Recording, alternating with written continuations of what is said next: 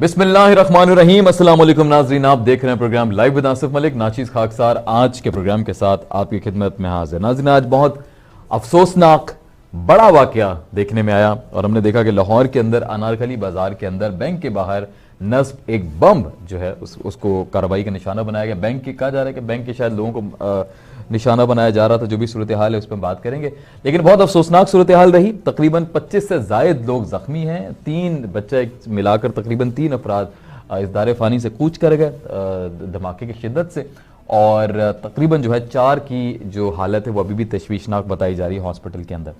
तकरीबन 1:45 पर धमाका हुआ, दिन दिहाड़े धमाका हुआ जब गहमा गहमी थी। बाजार है अनारकली, बहुत बड़ा बाजार है, उसमें इस तरह का वाकया होना, ये क्या सिक्योरिटी लैप्स है या हमारे खिलाफ कोई दोबारा से एक सोची समझी स्कीम के तहत, चाहे उसमें भारत है, चाहे टीटीपी मुलविस है, चाहे बीएलए है, चाहे बीएनए है, मुख्तलिफ तरह की ऐसी ऑर्गेनाइजेशन हैं जो पाकिस्तान के खिलाफ काम कर रही हैं, उसमें कौन सी ऐसी कुव्वत है जिसने इस धमाके की जिम्मेदारी ले ली है? ऑफिशियली तो मुझे खैर अब तक सुनने में नहीं है, लेकिन अनऑफिशियली कहा जा रहा है कि बीएनए ने अब तक जो है इसकी जिम्मेदारी ली है। इस पर बात करेंगे मजीद कि क्या एक सच है क्या झूठ है।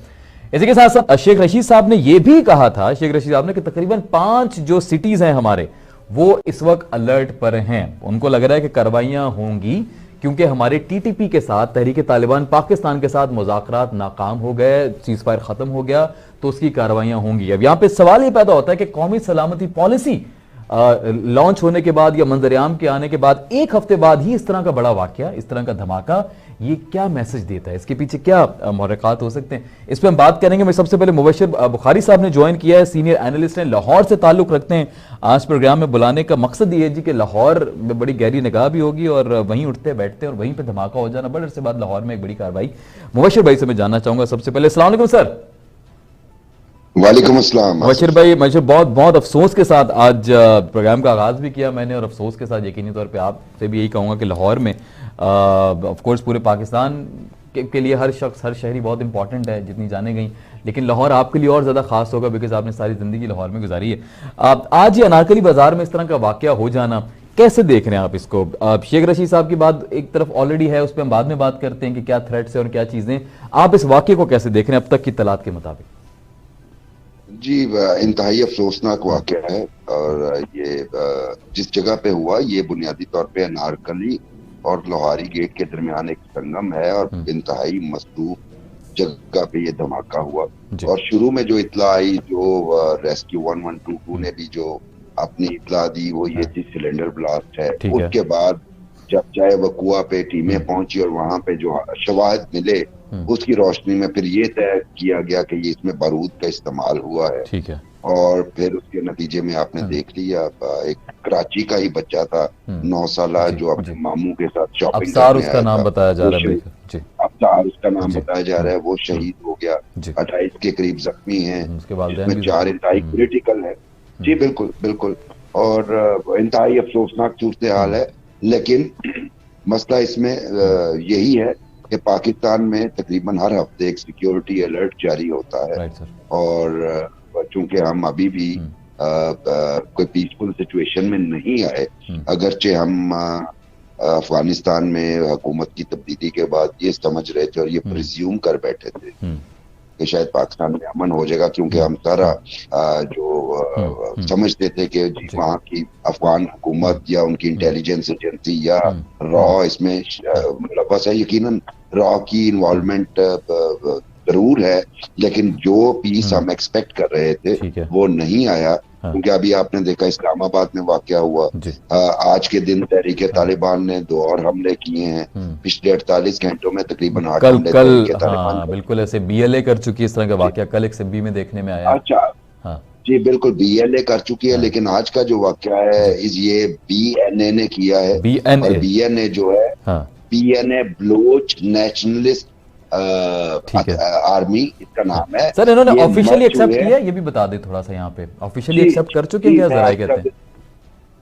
जी मैं वही अर्ज कर रहा हूँ, इनका एक हैंड आउट आया है, एक प्रेस नोट इन्होंने जारी किया है, जिसमें इन्होंने इसे एडमिट किया है, क्लेम किया है, और ये कहा है कि हमारा निशाना सिक्योरिटी फोर्सेस यानी पुलिस और बैंक ऑफिशियल थे, और साथ मजीद थ्रेट किया है कि हम पाकिस्तान के मजीद शहरों में जहाँ पे कमर्शियल एक्टिविटीज ज्यादा है वहां पे हम अटैक करेंगे। ठीक है। और साथ में ये डिमांड किया है कि हुकूमत हमारे साथ मुज़ाकरात करे और हमारी जो तहरीक है उसको एक्सेप्ट करे। ये वही चीज है जिसका हमें डर था जब हम मिलिटेंट ग्रुप से मुज़ाकरात के लिए जाते हैं, तो दूसरे ग्रुप जिनसे आप मुज़ाकरात नहीं करते वो भी फिर ऐसा सोचते हैं कि हमें भी कुछ ऐसा करना पड़ेगा।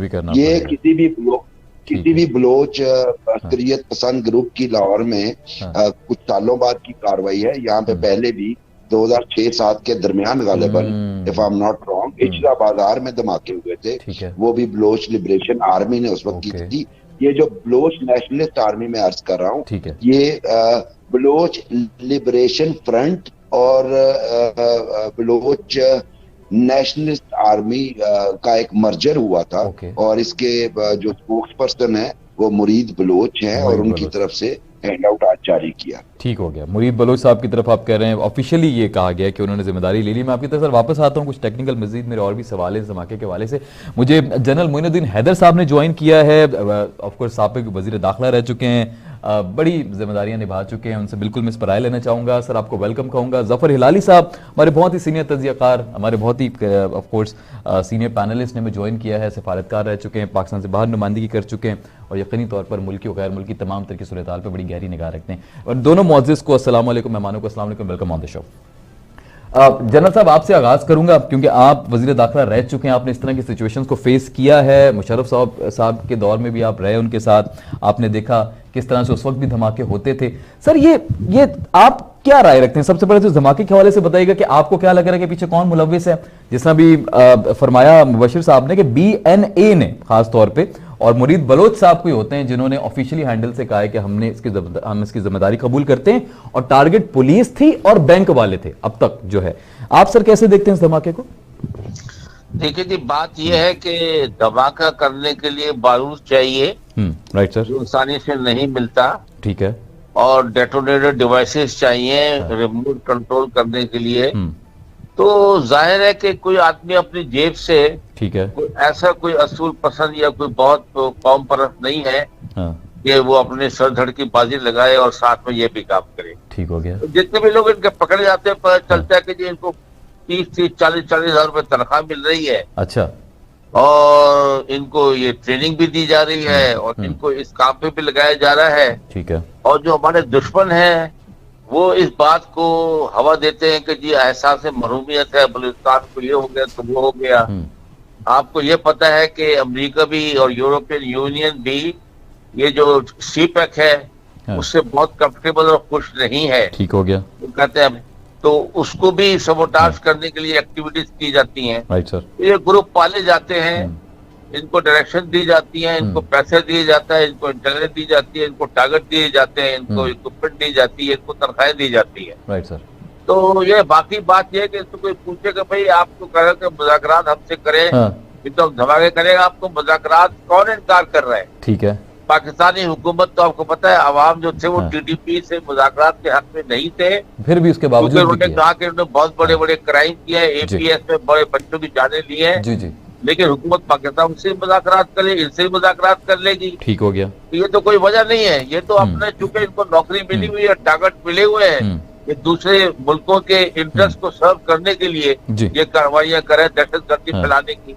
और मुझे समझ नहीं आती कि अगर आपके कोई एहसास महरूमियत है तो गरीब बच्चों की जान लेना, गरीब बेगुनाह लोगों की जान जाके शहरों में और ऐसी मशहूर जगहों पर। सर एक चीज मुझे समझ नहीं आ रही सर, थोड़ा सा इस पर रोशनी डालें। बैंक के मुलाजमीन को क्यों टारगेट करेंगे? इसके पीछे क्या वजह हो सकती है? देखिए मेजर वजह यही है कि बदली मुल्क में फैलाई जाए। ओके। ये इंप्रेशन दिया जाए कि पाकिस्तान जो है वो एक सेफ मुल्क नहीं है। ठीक है। और यहाँ इन्वेस्टमेंट जो है करना जो है वो मुनासिब नहीं है। ठीक है। और पाकिस्तान में बहुत गड़बड़ है। क्या सर ये बैंक हो गए, ये जगह हो गई, इनको टारगेट चुना जाता है। सर कहीं कोई जाती कार्रवाई भी हो सकती है किसी ग्रुप की जाती किसी बैंक के खिलाफ? ऐसे मेरे माइंड में एक सवाल है। तो मेरे ख्याल से नहीं हो सकती, क्योंकि उन्होंने स्पेशली कहा कि हम बैंक के मुलाजमीन को टारगेट किया था। हमने तो कोई वजह हो सकता है कल को कोई रीजन निकला है इसके पीछे क्योंकि बैंक से के साथ कुछ खास कोई हो सकता है अगर कुछ लोग पकड़े जाए तो पता चले कि बलूचिस्तान में किसी आदमी को लाहौर के बैंक से क्या दुश्मनी और उसी ब्रांच से क्या दुश्मनी थी। चलें खैर, वो अब उस चेंज की बात हो रही है, बट उस पर बात करते हैं। जफर इलाली साहब, सर आपने सुना मुनीउद्दीन हैदर साहब को भी, मुबशर बुखारी साहब को भी, सर क्या तज्जिया रखते हैं? बड़े अरसे के बाद इस तरह का बड़ा वाकया बड़े शहर के अंदर देखने में आया, कैसे देखते हैं सर? देखिए, बिल्कुल उन्होंने सही बात की दोनों ने, और जनरल हैदर ने ये जो कहा है कि इनका मेंटोर, फंडिंग, ट्रेनिंग, सब चीजें जो हैं वो मुल्क करते हैं जो हमारे दुश्मन हैं, वो मुल्क करते हैं जो हमारे इंटरेस्ट को हार्म करना चाहते हैं, और वो मुल्क करते हैं जो CPEC एक्सेट्रा उसके खिलाफ हैं। तो ये तो एक पुरानी बात है। जावेद मेंगल जो है BLA का, सबको पता है कि वो, हालांकि उसका भाई अख्तर मेंगल है, सबको पता है कि वो जिनीवा में रहता है, किस किस्म का लाइफस्टाइल है उसका, और सबको पता है उधर कोई काम तो नहीं करता। ठीक है। और सबको पता है कि BLA के कार्डर्स जो हैं ज्यादातर इंडिया में ट्रेनिंग लेते हैं। तो और हम लोगों को इतना ये भी नहीं, मैंने इतने ये नहीं होना चाहिए, मिस्ट्री नहीं है इसमें, इसलिए कि डोवाल जो है नेशनल सिक्योरिटी एडवाइजर हिंदुस्तान का, उसने कहा कि हमारा स्ट्रेटजी ये होगा कि हम उनके लोगों को इस्तेमाल करेंगे उनके खिलाफ। वो तो शुरू में कह दिया, वो एक सेमिनार पे खड़े होके कहा कि ये है हमारा टैक्टिक्स। ठीक हो गया। अब आ जाएं आप ये TTP पे मुज़ाकरात। तो शेख रशीद साहब ने बल्कि कहा है कि 5 ऐसे शहर हैं जो अभी भी अलर्ट पर हैं हमारी उसमें निगरानी में। मगर TTP जो है, इस पे मेरे ख्याल में हम लोगों को क्लियर होना पड़ेगा। TTP एक हिस्सा है TTA का, इसलिए उन्होंने बैठ लिया है।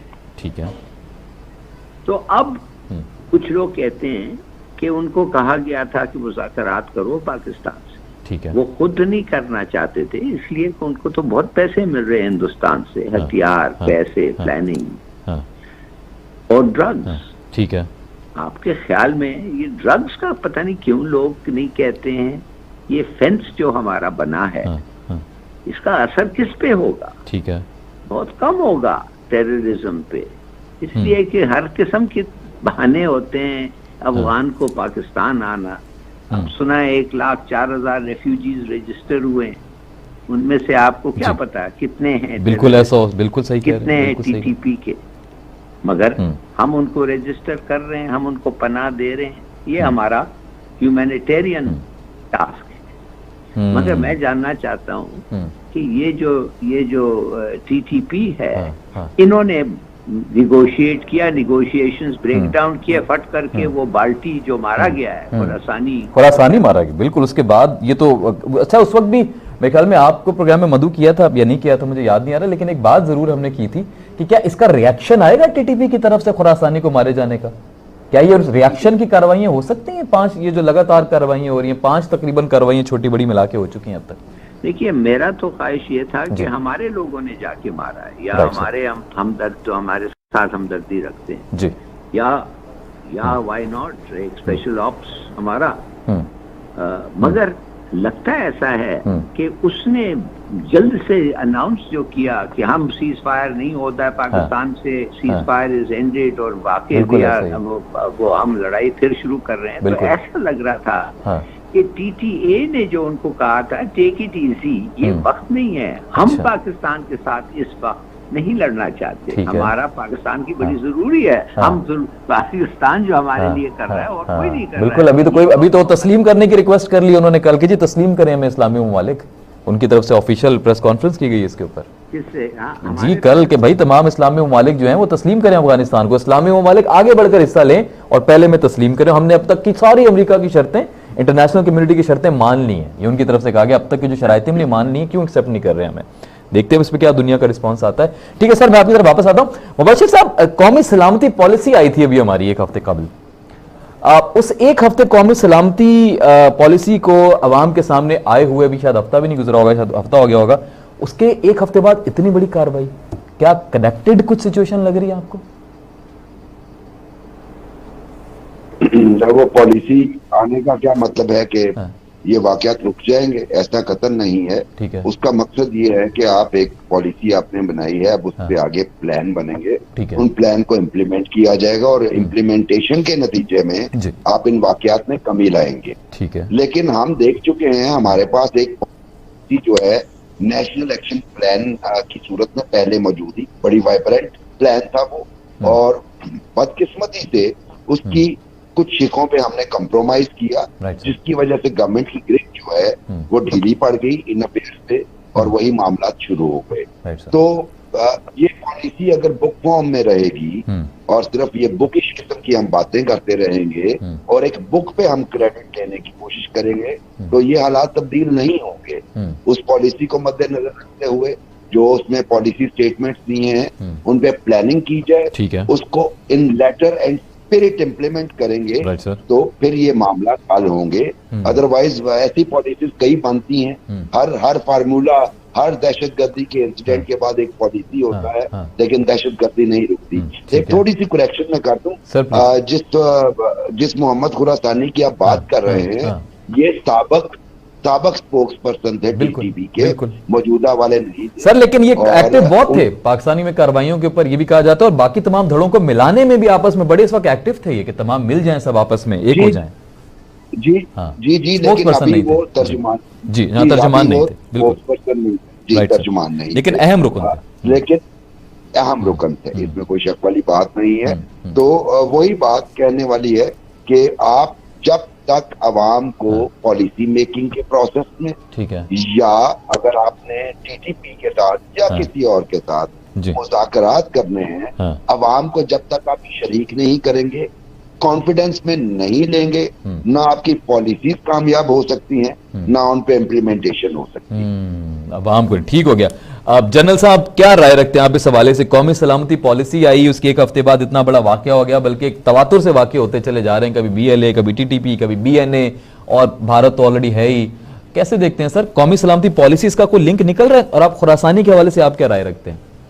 ये कोई मतलब कौमी पॉलिसी एक जो है अनाउंस हुई है, तो ना उसका रिएक्शन है ना इसके फिलहाल कोई कनेक्शन है, वो एक पॉलिसी अनाउंस हुई है, राइट सर, और उसको शेप लेने में, उसको कोऑर्डिनेट करने में, उसके प्लान बनने में एक अरसा दरकार होगा। ओके, ये काम जो बेसिकली तो जो है इंटेलिजेंस एजेंसीज का इसमें है, ठीक है, और इसमें काम जो है वो पुलिस का है, रेंजर्स का है, स्काउट्स का है और फौज का है। ठीक हो गया। देखिए बात यह है कि अपना जो हमारे FC पोस्ट है उस पर हमला होता है, फौजी चेक पोस्ट पे हमला होता है, राइट सर, पुलिस की चेक पोस्ट पे हमला हुआ है इस्लामाबाद में, बिल्कुल हुआ सर, बहुत बड़े लेवल। इसका मतलब ये है कि लोगों को समझना चाहिए कि अगर हम इनको नहीं खत्म करेंगे, नहीं मारेंगे, तो ये हमको मारेंगे। इसलिए हमको भरपूर प्रोग्राम बनाना चाहिए, और रद्दुल फसाद जो कि इंटेलिजेंस बेस्ड ऑपरेशन पर है, हमको उसमें और एफर्ट करके इन ग्रुप्स को पता चलाना चाहिए, इनके हमदर्दार का पता चलाना चाहिए, इनके ठिकानों का पता चलाना चाहिए,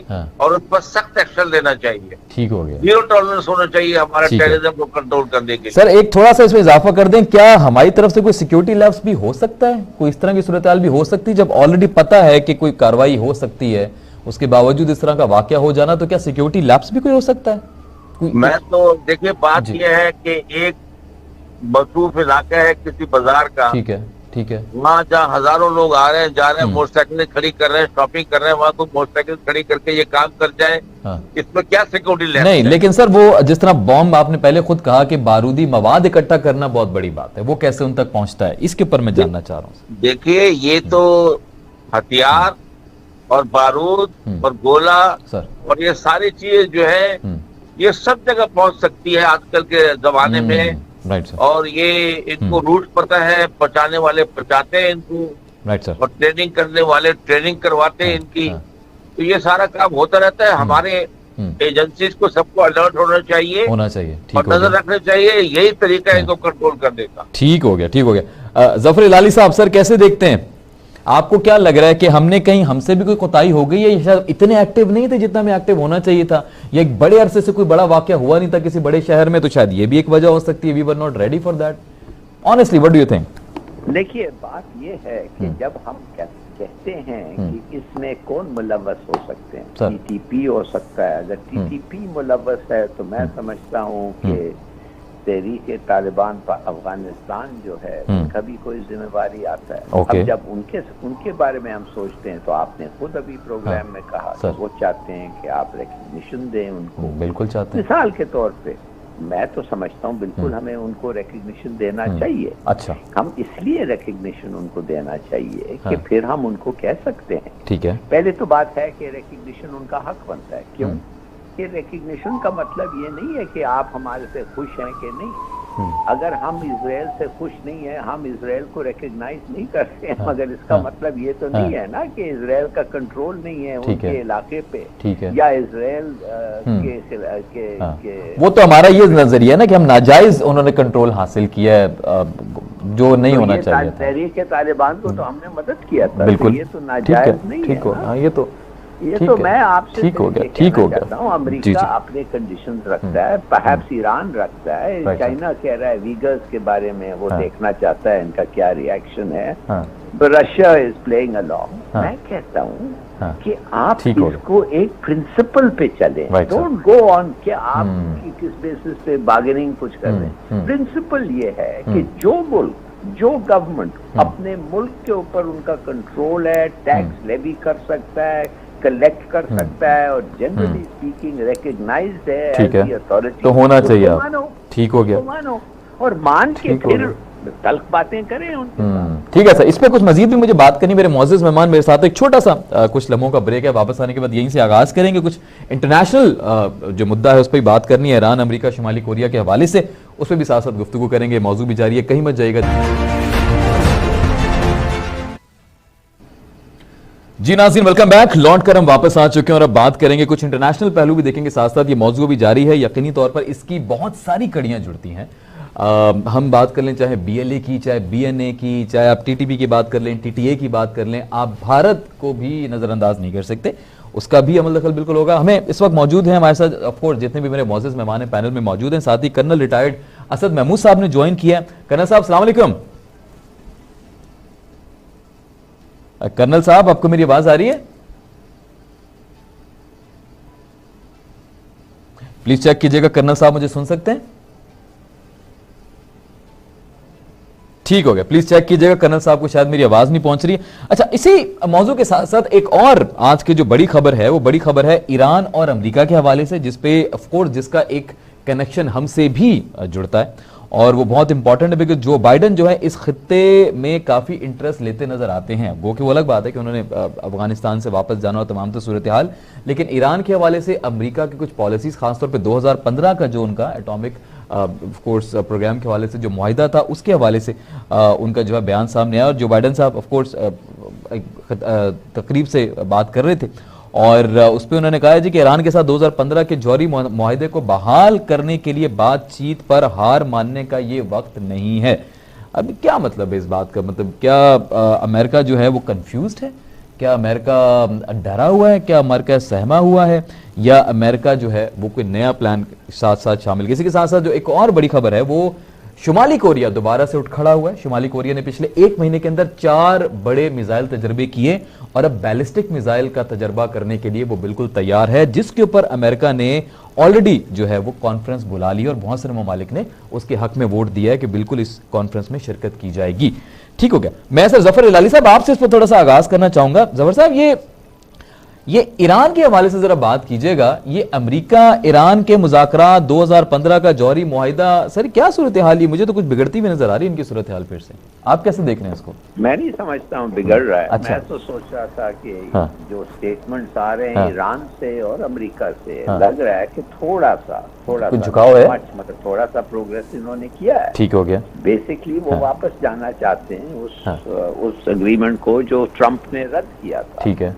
और ईरान इंसिस्ट कर रहा है कि आप सैंक्शंस हटाएं as a goodwill, to show your goodwill. जो आपने इसको तोड़ा और अब आपने तोड़ के ये सब किया है, हमें नुकसान हुआ है। हालांकि ये अब आप हमें बताएं कि व्हाट इज योर गुडविल, बताएं, कोई इंडिकेशन दे। तो अमेरिका कहता है गुडविल छोड़ें, आप उस पर वापस जाएं, हम भी वापस जाते हैं। अच्छा, ये इसको हम इंस्पेक्शन रखते हैं IAEA से and we go back to the agreement. तो वो कहते हैं नहीं, आपने तोड़ा था, गिव अस सम इंसेंटिव। अच्छा, तो बस उस पर बात हो रही है। मैं दोनों अगर वापस जाना चाहते हैं 10-15 साल तक, मगर देखिए बात असल ये है, मैं तो समझता हूँ इतनी इनरिच यूरेनियम ईरान ने अब बना दिया है कि 3 हफ्ते के अंदर अंदर वो एक न्यूक्लियर वेपन तो प्रोड्यूस कर सकते हैं। एक से कोई काम नहीं होगा, मगर फिर भी दैट इज मच क्लोजर। पहले तो 18 महीने लग रहे थे, ब्रेकआउट पीरियड 18 महीने था, अब इस दौरान 3 हफ्ते हो गया है। और क्या पता है एनरिच यूरेनियम ईरान का उन्होंने किधर रखा हुआ है और स्टोर किया ये। तो मेरा अपने ख्याल में अमेरिका कह रहा है कि वापस चलें, वो ईरान कह रहे हैं इंसेंटिव दे, और इस पे बात अटकी हुई है। बात है, लेकिन आपको प्रोग्रेसिव लग रहा है। कैसे देखेंगे मुबशिर साहब, आप कैसे देखते हैं ये ईरान अमेरिका ताल्लुकात? ये पाकिस्तान के लिए बहुत इंपॉर्टेंट है। ये अमेरिका के इस पूरे खित्ते के साथ ताल्लुकात अच्छे होना, चाहे वो ईरान हो, चाहे पाकिस्तान हो, चाहे अफगानिस्तान हो। कैसे देखते हैं सर इस पेशरफ्त को? जी देखिए, आप अफगानिस्तान से वापसी के बाद फॉरेन पॉलिसी में जो शिफ्ट आई है जी, ये उसका वाज़ेह इशारा है। अच्छा, और मेरा ख्याल है कि अमेरिका को ये अंदाजा हो चुका है कि ईरान भी अपनी पोजीशन पे खड़ा रहा और हम भी अपनी पोजीशन पे खड़े रहे, तो सैंक्शंस में कोई इतना खास डेंट डाला जरूर है, लेकिन जिस तरह वो चाह रहे थे कि वो डिस्ट्रॉय हो जाए, वो नहीं हुआ। अच्छा। और साथ साथ में एक बहुत बड़ा फैक्टर जो आया, वो चाइना का एग्रीमेंट था, इकोनॉमिक एग्रीमेंट जो उन्होंने किया $450 बिलियन का ईरान के साथ। ओके। तो असल में ईरान के साथ तो गेम चेंजर जो है एग्रीमेंट, वो चाइना कर चुका है। ठीक है। उसकी प्रेजेंस में ईरान को अब शायद जरूरत नहीं रहेगी किसी भी दूसरे मुल्क की तरफ देखने की। तो अमेरिका को शायद ये सेंस हो चुका है कि ईरान की जरूरियात तो इस डील से पूरी हो जाएंगी जो चाइना के साथ की है। तो हम क्यों हम अपनी पोजीशन पे खड़े रहें। तो इसीलिए उन्होंने अपना थोड़ा सा जो पोस्चर है, जिसे आप डिप्लोमेटिक पोस्चर कहते हैं, वो थोड़ा सा सॉफ्ट किया है। और बिल्कुल हिलाली साहब की बात ठीक है, ईरान ने जो टारगेट अचीव करने थे मेरे भी जाती ख्याल में वो कर ली है। अच्छा। और अमेरिका को भी अंदाजा हुआ है कि सैंक्शंस जो हैं वो मसले का हल नहीं, मसले का हल बातचीत से ही निकलेगा। और फर्दर अगर हम टाइज और रिलेशनशिप बनाएंगे तभी निकलेगा। तो इसलिए उन्होंने ये जेस्चर। अच्छा, चलें, आपने भी क्लियर कर दिया। जनरल साहब कैसे देखते हैं सर इसको, ईरान अमेरिका की सूरत हाल को? देखिए, ईरान जो है उसके साथ ताल्लुकात इनके जो है ठीक नहीं है बिल्कुल भी। अच्छा। और दूसरी बात है, आसानी के साथ ठीक भी नहीं होंगे। अच्छा। उसकी वजह यह है कि ईरान जो है वो इजराइल को भी चैलेंज कर रहा है, और उनके जो पासदारान हैं और दूसरे लोग हैं वो उनको ट्रेनिंग करते हैं। ईरान का नाम यमन में भी सुना जाता है। जनरल सुलेमानी को जो है डिस्पोज ऑफ किया गया, जो वहां पर कर रहा था, हीरो के तौर पर उसको मानते हैं लोग। बिल्कुल बिल्कुल। तो मतलब ये मिडिल ईस्ट के अंदर उसका बड़ा काफी हद तक उन्होंने अपना होल्ड बनाया हुआ है। ठीक है। वो चैलेंज किए हुए है मिडिल ईस्टर्न किंगडम्स को भी। और अमेरिका के आगे भी वो सैंक्शन बर्दाश्त कर रहा है, लेकिन खड़ा हुआ है अपने असूल पर। तो अमेरिका आसानी के साथ उसको जो है एक कंसेशन नहीं देगा। ठीक हो गया। और मतलब कि उसके साथ यूरोपियन यूनियन, जर्मनी, फ्रांस कोई ताल्लुकात इस्तेमाल करना चाहते हैं ट्रेड के और इसके ऑयल के, लेकिन वो अमेरिका नहीं होने देगा। अमेरिकन सैंक्शंस की ठीक हो गया, सैंक्शंस की वजह से नहीं हो पाता। ठीक हो गया। इतनी आसानी से मेरे ताल्लुकात बेहतर नहीं होंगे। ठीक, चलें, थोड़ी सी मुझे शुमाली कोरिया पे बात करनी, वो भी एक बड़ा मुद्दा सामने आ गया इस वक्त। मुझे कर्नल साहब, सर आप सुन सकते हैं मुझे? कर्नल असद साहब।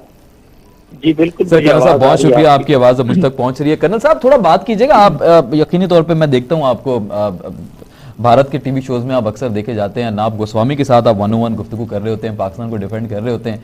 अच्छा लग रहा है आज हमारे साथ मौजूद हैं। सर, ये लाहौर में बहुत बड़ा वाकया हुआ है और कहा जा रहा है इसके पीछे TTP, BNA, BLA और at the end of the day of course Bharat भी कहीं ना कहीं मुलव्वस इसके अंदर होगा।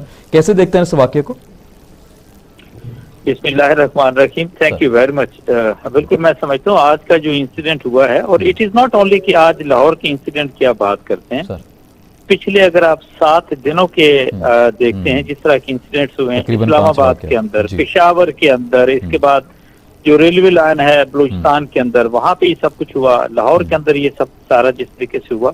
तो यू सिंपली से कि जिस तरीके से आपने पिछले कोई 20 सालों के अंदर पाकिस्तान को ब्लीड होते हुए देखा, और ये कुछ साल का, थोड़े साल का, 3-4 साल का जो गैप आया, सिलसिला तो इसी तरह चलता रहा।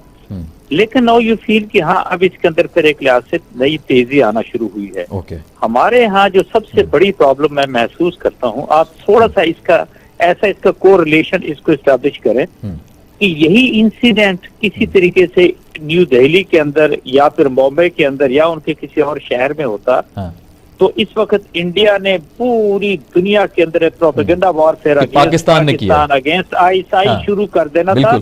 और यू नेवर नो कि वो शाम तक गया, वो यूनाइटेड नेशन की सिक्योरिटी काउंसिल जनरल असेंबली के अंदर पहुंच चुका होता, और पूरी दुनिया से जो है ना हिंदुस्तान को जो है वो हमदर्दी के और उस तरह के पैगामात मिल रहे होते। It's very unfortunate. ये जो हमारा जिसको कहते हैं एक पेसिमिस्टिक रवैया है, एक मुदाफियाना रवैया कह लें, एक डिफेंसिव तरीका कह लें, मेरा ख्याल है we have to get rid of all this। क्या करें, इंडिया पे ब्लेम लगा दें, मतलब देखें फॉर हैंड ही के पता ही नहीं अब तक व्हाट आर वी टॉकिंग। ये जो कुछ हो रहा है, आप वो सिंपली से यस बिहाइंड, ठीक है, मेरा ख्याल है आपको या किसी और को कोई शक हो, मुझे तो किसी तरह कोई शक नहीं है कि ये जो बलोच नेशनलिस्ट आर्मी है और ये जो ग्रुप 11 तारीख को इकट्ठे हुए और उसके बाद उन्होंने ये सारे के सारे ये कर दिया। तो डू यू थिंक ये सब कुछ ऐसे ही हो गया? इसका मतलब है ठीक है, इसमें कोई शक नहीं कि हमारे अपने अंदर भी उनके लोग मौजूद हैं, पर उनको फंडिंग कौन कर रहा है, उनको ओवरऑल पैसा कौन दे रहा है, उनको आगे कैसे लेकर आ रहा है, उनके रिकॉनेसेंस किस तरीके से कर रहे हैं, उनके ऑपरेशंस को कैसे लेके चल रहे हैं, सर्टनली इसके पीछे वेपन्स कौन दे रहा है, ये सारा कुछ कौन। आपको हायरार्की कैसे समझ आती, क्या हायरार्की लग रही है आपको? इंडिया जो है फंड कर रहा है टीटीपी को, टीटीपी फंड कर रहा है आगे इनको, आपको ये हायरार्की समझ आ रही है इनकी टॉप टू बॉटम? नहीं, मैं एक अर्ज करूंगा, इंडिया तो टीटीपी की तरफ भी चल रहा था, इंडिया तो बलोचों को भी लेके चल रहा था। अच्छा, इसमें तो हर जगह डायरेक्ट इंडिया, ओके ठीक है, बिल्कुल ऐसा ही है। देखे ना, अफगानिस्तान की सरजमीन पिछले जो 20 साल इस्तेमाल हुई अगेंस्ट पाकिस्तान, क्या वो किसी से दगी चुकी है? सडनली इसके पीछे इंडिया था। यानी आप ये कह सकते हैं कि 80% जो वारदातें हुई पाकिस्तान के अंदर टेररिज्म की, उसके पीछे इंडिया का हाथ था। एंड आई वुड सिंपली से स्पेशली इमरान खान की हुकूमत को छोड़ दें, इससे पहले की जो हुकूमतें थी वो ऐसा लगता था कि पता नहीं अगर उन्होंने इंडिया का नाम ले लिया तो क्या हो जाएगा। क्यों हम भूल गए ये जो कुछ उनके पठानकोट पे हुआ था, और नवाज शरीफ जो है सिटिंग इन श्रीलंका, और गुजरात के अंदर उसने FIR काट दी, और अब पता चला कि नहीं उसके अंदर तो किसी तरह किसी का कोई हाथ ही नहीं था। हमें मेरा ख्याल है ये मुदाफियाना रवैया, एक इस तरह का जो फिदवियाना रवैया, इसको हमें खत्म करना पड़ेगा। And yes we have to come out, we have to be very proactive. जब तक हम ये नहीं होंगे, ये सब कुछ होता रहेगा, हम मार खाते रहेंगे, हमारा ब्लड इसी तरीके से जो है ना वो गिरता रहेगा। ठीक हो गया। जफर इलाली साहब, कैसे देखते हैं सर इस क्लेम को? क्या हमें भी इसी तरह दुनिया में शुरू कर देना चाहिए वावेला के जी भारत ने किया रॉ मुलव्वस है, the way India do it, ये तो should we do the same? अगर आप समझते हैं कि इंडिया तो बाज नहीं आएगा ना, और अगर हम हाय करके कुछ नहीं करें, हमें भी जवाबी कार्रवाई करनी है, और हमें तो ये फॉरगेट ये मॉरल डिप्लोमेटिक पॉलिटिकल सपोर्ट जो हम कश्मीर के कहते हैं, हमें मटेरियल सपोर्ट देना चाहिए, हमें खुला आके कहना चाहिए कि ये जो हो रहा है कश्मीर में अनएक्सेप्टेबल है, जो होने वाला है हिंदुस्तान में, वो तो अमेरिकन कहते हैं कि we are on the cusp of genocide, वो कहते हैं 1-2 स्टेप्स रह गए हैं, उसके बाद तो शुरू हो गया। तो आप बताएं लोगों को, अपनी आवाम को बताएं, आप क्या करेंगे? क्या आप देखते रहेंगे? क्या स्ट्रेटेजी होनी चाहिए सर हमारी आवाम को? ये दुनिया में भी जाएं, प्लेटफॉर्म्स पे जाएं, is it the right way? कोई प्रूफ ना हो हमारे पास अब तक और हम जाके भारत पे इल्जाम लगा दें, चले जाएं आप, उससे कोई ज्यादा फर्क नहीं होगा। यूनाइटेड नेशन सिक्योरिटी काउंसिल में वो स्ट्रेटेजिक एलाई अमेरिका का, उधर उनका वीटो है, रूस भी खड़ा हुआ है ज्यादातर हिंदुस्तान के साथ। ये सब छोड़े, diplomatically they are very strong, honestly India हमसे बहुत स्ट्रांग है डिप्लोमेटिक टाइज की वजह से। खून के बदले खून होना चाहिए, आप क्या कर रहे हैं? चलें, आप कह रहे हैं कार्रवाई के बदले एग्जैक्टली कार्रवाई होनी चाहिए, डायरेक्ट मतलब फिजिकल एक्शन होना चाहिए, नॉट ओनली वर्ड्स। 100% आप एडमिट नहीं करें, वो देखिए, हम तो उनके लोगों को पकड़ गए, हमें पता है कि हर भाई इस वक्त जावेद मेंगल जो है, जो आप मेंगल का भाई है, छोटा भाई है, वो जिनीवा में रहता है, मैसेराटी में जाता है एयरपोर्ट उसे रिसीव करने के लिए। उसको कौन फंड कर रहा है? उधर ट्रेनिंग किधर से हो रही होगी? उनके कार्डर्स किधर जा रहे हैं? हिंदुस्तान नहीं जा रहे हैं। ठीक तो हो गया। मैं आपसे पूछना चाहता हूँ कि देयर इज नो, ठीक है, हमें स्टेप बैक नहीं करना है, रुकना नहीं, और हमें जो है दोबारा से इसको उठाना चाहिए मामले को। ठीक हो गया, ठीक हो गया, ठीक हो गया, it should be quite clear. ठीक हो गया, ठीक हो गया, वापस होगा। Right sir. जनरल साहब की तरफ मैं आना चाहूंगा। पहले मुबश्शिर साहब आपके जरा मैं व्यूज ले लूं, फिर जनरल साहब से मैं इसकी इन डेप्थ बात करना चाहूंगा। कैसे देखते हैं सर, क्या हमें भी ऐसे ही करना चाहिए? हम भी जाके वावेला मचा दें? अभी तक हमारे पास प्रूफ ना हो, लेकिन because we are sure that this is done by India, or maybe the culprit is India, so we should just go and knock all the doors internationally. क्या करें? देखिए, मैं थोड़ा सा मुख्तलिफ पॉइंट ऑफ व्यू रखता हूँ। Sir please please. हमने डिसइंफॉर्मेशन लैब की रिपोर्ट के बाद थोड़ा सा वावेला किया कि देखिए इंडिया क्या कर रहा है। ठीक है। और उसके बाद दोबारा हम कहीं गुम हो गए। हालांकि एक यूरोपियन लैब ने वो डिटेक्ट की थी कि जनाब ये प्रोपेगेंडा मशीन जो यूज कर रहा है, जाली वेबसाइट इतने इस्तेमाल कर रहा है इंडिया, ये उन्होंने की। हमने उस पर एक प्रेस कॉन्फ्रेंस की, शाह महमूद कुरैशी साहब की, उसके बाद एक फॉलो अप प्रेस कॉन्फ्रेंस एक दो हुई। कुछ हमारे मीडिया ने थोड़ा सा शोर होगा कि जबकि पकड़ लिया था हमने, उसके बावजूद उसके बाद वो मामला खत्म। उसके बाद मामला खत्म। आज कौन उसकी बात कर रहा है? हमें सबसे पहले काम ये करना चाहिए, हमें सबसे पहले जो इंडिया को सबसे बड़ा हम पे अपर हैंड है वो ये है कि हमारे यहाँ नेटवर्क इतने ज्यादा है जो आसानी से बिक जाते हैं। और इंडिया को सिर्फ पैसा ही फेंकना होता है। जितने नेटवर्क है, जितना वेपन है, वो आपको पाकिस्तान में अवेलेबल है। सबसे पहले उन नेटवर्क्स को ब्रेक करें, उनकी बुनियाद पे एविडेंसेस तैयार करें और फिर इंटरनेशनल फोरम पे देखे जाए। मैं तो अदम तशद्दुद का कायल हूँ, चूंकि इसलिए मैं खून के जवाब में, मतलब मैं टेररिज्म के जवाब में टेररिज्म तो नहीं कहूंगा, लेकिन मैं कहूंगा कि उन नेटवर्क को ब्रेक करके एविडेंस प्रोड्यूस करके इंटरनेशनल फोरम पे जाएं, फिर देखिए आपकी आवाज सुनी जाती है या नहीं सुनी जाती। एविडेंस के साथ हमें प्रोएक्टिवली काम करना। Right sir, thanks for your comments. General साहब सर जी कैसे देखेंगे सर इसको? क्या ये तरीका ठीक है भारत के ऊपर इल्जाम लगाना और ये तमाम तर चीजें, और एविडेंस भी हमारे पास ना हो? अब दो मुख्तलिफ राय आई है हमारे पास। एक ही राय कही जा रही है जी आप कार्रवाई कर लें, फिजिकल कार्रवाई। एक में कहा जा रहा है जी वावेला मचा दें, आपको बिल्कुल जिस तरह इंडिया करता है हमें भी करना चाहिए, हम क्यों पीछे हैं? मुबश्शिर साहब डिफरेंट राय रखते हैं। वो ये कहते हैं जी कि आप पहले प्रूफ अपने कलेक्ट कर लें, अपने नेटवर्क्स को तोड़ के, उसके बाद फिर आपने जितना जाके दरवाजे खटकाने इंटरनेशनली आप पहुंच जाएं लेकर। कैसे देखते हैं सर, आप क्या राय रखते हैं? इंटरनेशनल फोरम है, यूनाइटेड नेशन है, यूरोपियन यूनियन है, अमेरिका है। कश्मीर के मामले में उनके अपने रेजोल्यूशन है यूनाइटेड नेशंस के। क्या उनके एम्बेसडर और डिफेंस अटैचेस बैठे हुए दिल्ली में, उन्हें नहीं पता वहां पर क्या हो रहा है कश्मीर में? क्या वो रिपोर्टें नहीं भेजते होंगे?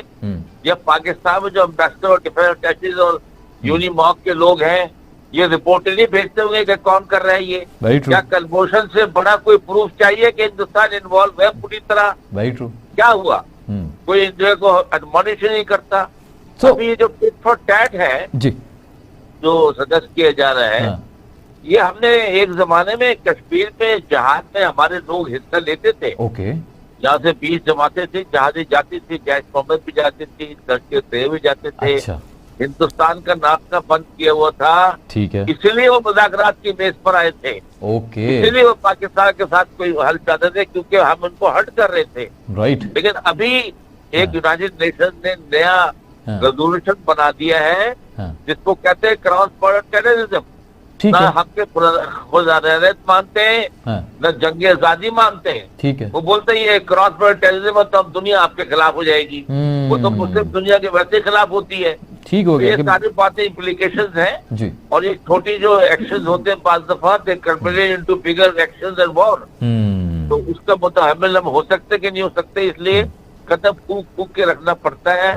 उनकी चालों का तोड़ भी करना है और साथ साथ में उनके नेटवर्क को भी ब्रेक करना है। Right sir. और साथ साथ अपना केस भी लड़ना है दुनिया में। ठीक हो गया। Very true, very true. Colonel साहब सर आपने लेट ज्वाइन किया, कैसे माइंड अप करेंगे सर? Over to you. देखिए मैं एक आपसे अर्ज करूं सर, जनरल साहब ने बिल्कुल ठीक बात की है, कलबोशी यादें मौजूद है, उससे हट के भी आपने एविडेंसेस जो हैं वो बिल्कुल एक डोजियर के शक्ल के अंदर जमा कराए आप यूनाइटेड नेशन के लिए। ठीक है, कोई किसी तरह का कोई एक्शन नहीं। हकीकत में मैं आपसे ये बताऊं, अब बात करते हैं ना कि जी नहीं हमें वो क्रॉस बॉर्डर टेररिज्म ये सारी चीजें आ जाती हैं। आप मुझे इतना बताइए, 1971 के अंदर हमारी वहां पर 34-36 हजार फौज थी, उसके खिलाफ 4.25 लाख इंडियन आर्मी मानेकशॉ लेकर आ गया, 3 लाख मुक्ति बहानी के लोग थे। तो वो क्या वो कोई मुख्तलिफ तरह की कवानीन थी उस वक्त दुनिया के अंदर कि वो उन्होंने उठा के और हमें आधे हिस्से में तकसीम कर दिया?